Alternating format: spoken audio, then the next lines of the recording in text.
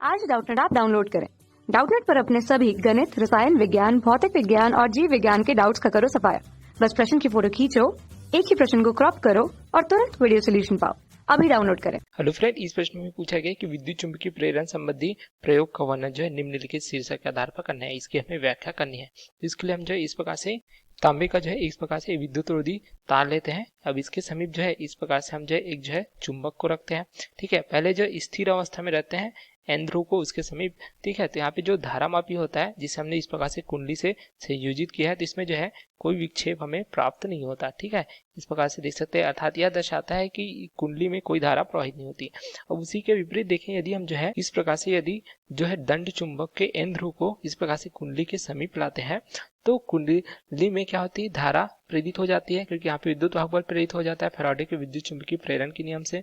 तो इसमें क्या प्राप्त होता है, जो धारामापी है इसमें जो है इस जो विक्षेप की दिशा क्या प्राप्त हो जाती है, यह हमें दाहिनी ओर इस प्रकार से प्राप्त हो जाती है। अर्थात हम कह सकते हैं कि इसमें जो धारा की दिशा है यह हमें जो है वामावर्त दिशा में इस प्रकार से जो है प्राप्त हो जाती है। ठीक है, इस प्रकार से हम देख सकते हैं। अब इसका विपरीत देखें, इसको जो है जब एन ध्रुव को कुंडली से हम दूर ले जाते हैं, ठीक है, तब भी यहाँ पे क्या होता है, धारा प्रेरित हो जाती है। तो धारा प्रेरित होने के कारण अब देखिए धारा की दिशा जो है विपरीत दिशा में प्राप्त हो जाती है। अब जो है धारामापी विक्षेप क्या होता है, हमें बाईं ओर इस प्रकार से प्राप्त होता है। अर्थात हम कह सकते हैं कि इसमें धारा की दिशा क्या प्राप्त होती है, हमें दक्षिणावर्त जो है प्राप्त हो जाती है, जिसे हम इस प्रकार से प्रदर्शित करते हैं। तो यहाँ पे दोनों स्थितियों में देख सकते हैं कि जब जो है चुंबक को इस प्रकार से कुंडली के सापेक्ष गति कराते हैं, तो इसमें धारा प्रेरित हो जाती है, विद्युत वाहक बल जो है उत्पन्न हो जाता है, जिसकी दिशा हमें इस प्रकार से प्राप्त हो जाती है। यदि हम जो स्थिर रखते हैं कुंडली तथा चुंबक को, तो यहाँ पे कोई धारा प्रवाहित नहीं होती। अब उसी प्रकार यदि एस ध्रुव को हम जो है प्रकार से कुंडली के समीप लाते हैं, जो पहले हमने जो है एन ध्रुव को लाया था, तो यहाँ पे अब जो है एस ध्रुव को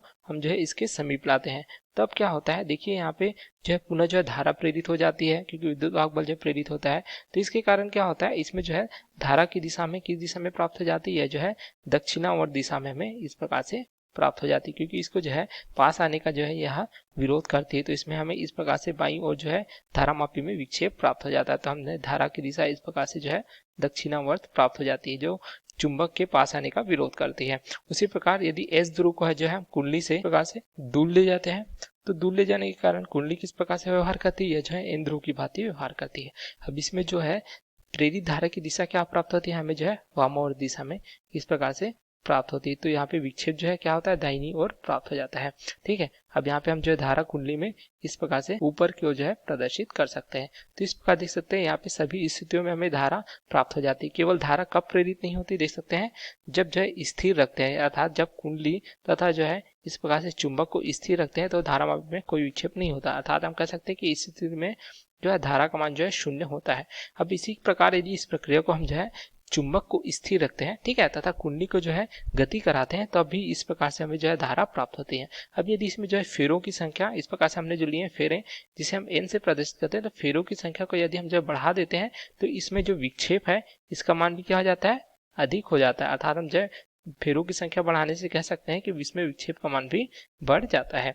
तो इस प्रकार हम कह सकते हैं जो हमें प्राप्त हो जाता है विद्युत चुंबकीय प्रेरण के नियम से, यदि जो है चुंबक तथा कुंडली के मध्य जो है अपेक्षिक गति होती है, ठीक है, तो क्या प्राप्त हो जाता है, हमें यहाँ पे धारा प्रेरित होती है। तो यहाँ पे लिख सकते हैं अपेक्षिक गति के कारण, ठीक है, यहाँ पे प्रेरित विद्युत वाहक बल उत्पन्न हो जाता है, जिससे हमें क्या पता है, फैराडे के विद्युत चुंबकीय प्रेरण से यह जो है फ्लक्स में परिवर्तन के कारण हमें इस प्रकार से प्राप्त होता है d∅dt के बराबर। ठीक है, यह दर्शाता है फ्लक्स में परिवर्तन की दर को इस प्रकार से। ठीक है, तो यहाँ पे फ्लक्स में परिवर्तन के कारण विद्युत वाहक बल प्रेरित होता है, जिससे हमें जो है क्या प्राप्त हो जाता है, धारा प्राप्त हो जाता है, क्योंकि कुंडली का कुछ प्रतिरोध है, तो E/R के रूप में जिस प्रकार देख सकते हैं। तो यहाँ पे धारा स्थिति का पता हम किसके द्वारा लगाते हैं, इस प्रकार से धारा मापी की सहायता से लगाते हैं। तो हमें इस प्रकार से जो पूछा गया था देख सकते हैं, यहाँ पे व्याख्या करनी थी। तो विद्युत चुंबकीय प्रेरण में क्या होता है, जब जो है चुंबक तथा कुंडली के बीच अपेक्षिक गति होती है, तो उसमें क्या होता है, विद्युत वाहक बल जो है प्रेरित हो जाता है। तो विद्युत वाहक बल प्रेरित होने के कारण उसमें जो है प्रेरित धारा उत्पन्न हो जाती है। तो इस घटना को हम क्या कहते हैं, विद्युत चुंबकीय प्रेरण की घटना कहते हैं, जैसा हम इस प्रकार से देख सकते हैं। अर्थात हम जो है किसी एक को भी गति कराते हैं, तो उसमें जो है विद्युत वाहक बल प्रेरित हो जाता है। Okay, thank you.